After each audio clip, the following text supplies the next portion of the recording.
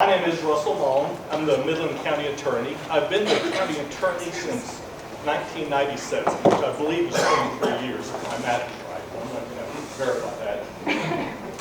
I moved here in 1989, practiced civil law with a law firm here after practicing civil law with a law firm in New Mexico for a couple years before that. I also practiced in my own office that I started before I ran for county attorney. Since I've been county attorney, I've done everything that the office entails. I've been the legal advisor and the legal representative for every county official, for every county office.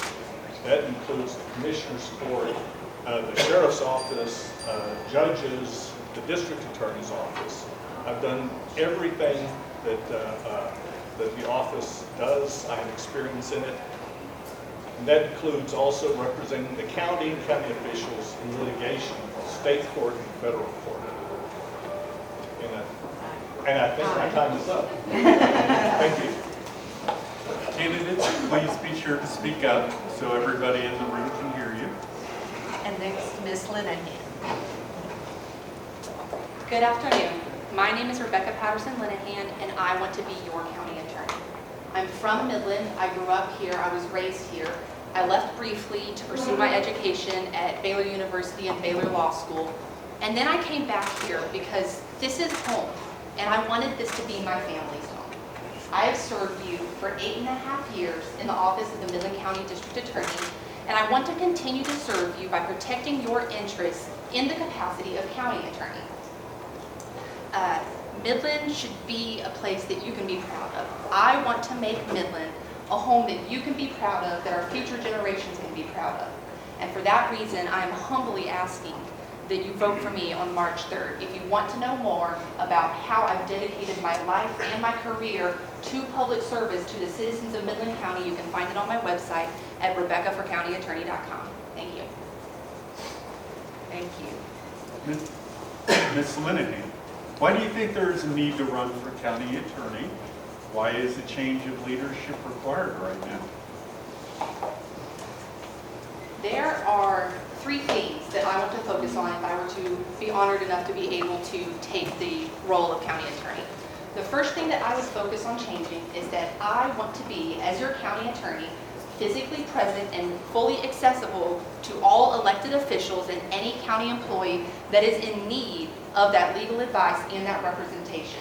Additionally, I want to make sure that they receive that legal advice and that representation in a timely fashion so that they can continue to do their jobs and represent you to the best of their abilities in their positions.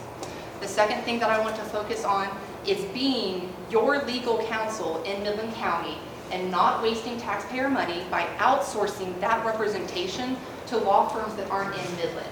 It is time to hold your county attorney's office accountable and expect that kind of action from your elected official.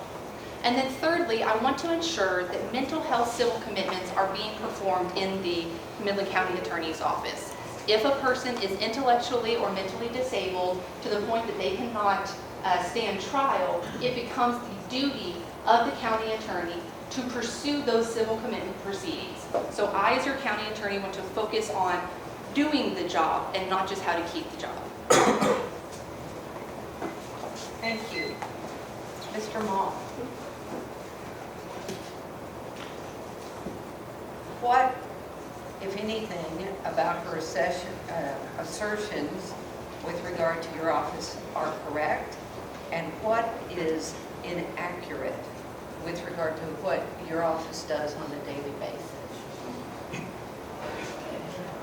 So, first of all, talking about the civil commitments, the mental health commitments.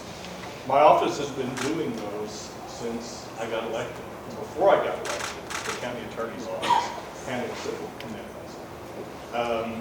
Those are not handled outside of the office. So, that's the best answer I can give to that, because that is just not correct. With regard to sending out litigation or legal work to other law firms, if you were to compare Midland County to other counties, you would find that we handle a vast majority more of our legal work in-house than other counties do. I don't think that would be difficult to check if you check with Ector County, Howard County, most other counties, you'll find out that they frequently hire law firms to handle their civil litigation in routine matters.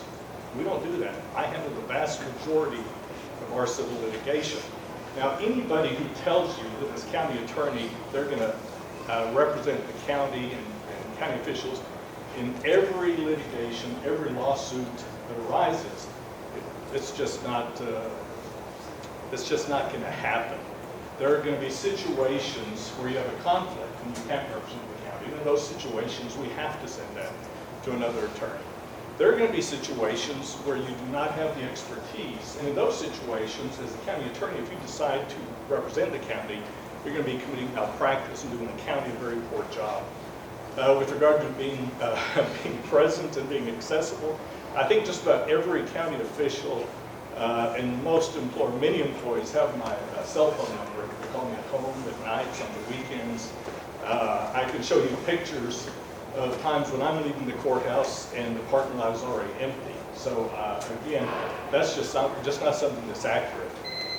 Thank you. Mr. Malm.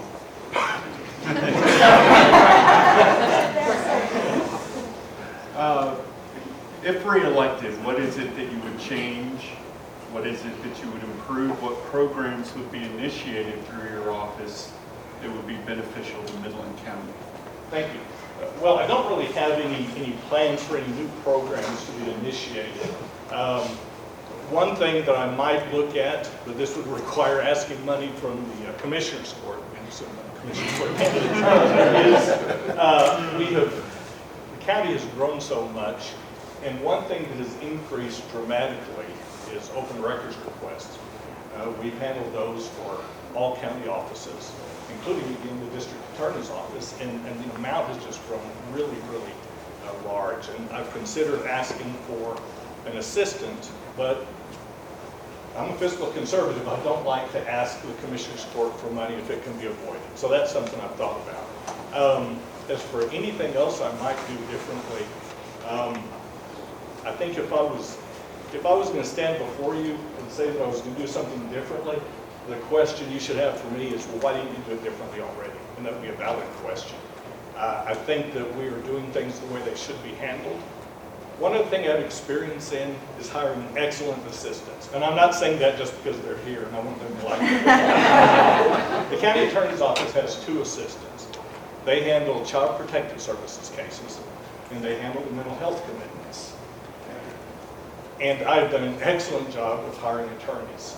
Now, if we hire another assistant, that assistant could also help with their cases and could possibly do some other things. But again, I don't want to do that unless we decide it's absolutely necessary, because I just don't want to spend the county's money unless there's just no way to avoid it. Thank you. Ms. Linehan, same question to you.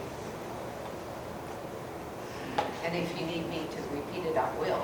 Would you want? Sure. I'm sort of stealing Stuart's thunder. But what's your vision for the office? What is it that you think should be changed or improved? And any programs that you would initiate for your office that would be beneficial for Midland County?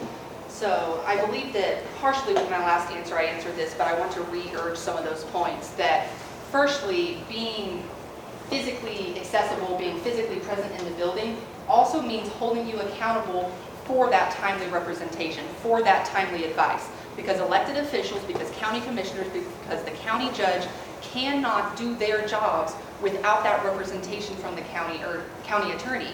So I want to make sure that not only are you representing them, but you're representing them effectively and efficiently so that they can represent you, because they are also your elected officials and they also represent you here in Midland County. As far as the mental health civil commitments, I am actually currently in my role in my office deputized as an assistant county attorney to be able to perform that function in the Midland County District Attorney's Office. So having already been personally involved in the procedures necessary to civilly commit an offender, I can take that experience and take it with me to the county attorney's office again to ensure that those commitments are being done, that they are being done in the county attorney's office and not elsewhere. And then last but not least, although we may do more of our own civil work than other counties, I don't think that's the standard that we should hold ourselves to. Midland, Texas is the greatest town to call your hometown, and I think we should hold ourselves to that highest standard. That just because we're better than Ector County, or just because we're better than other surrounding counties, is not an acceptable standard. We are going to do what you elect us to do, and if you elect us to be your county attorney, and you elect us to be your representative, we are here to be your representative. And for that reason, I humbly ask that you put that responsibility and that you trust me with your future in that position.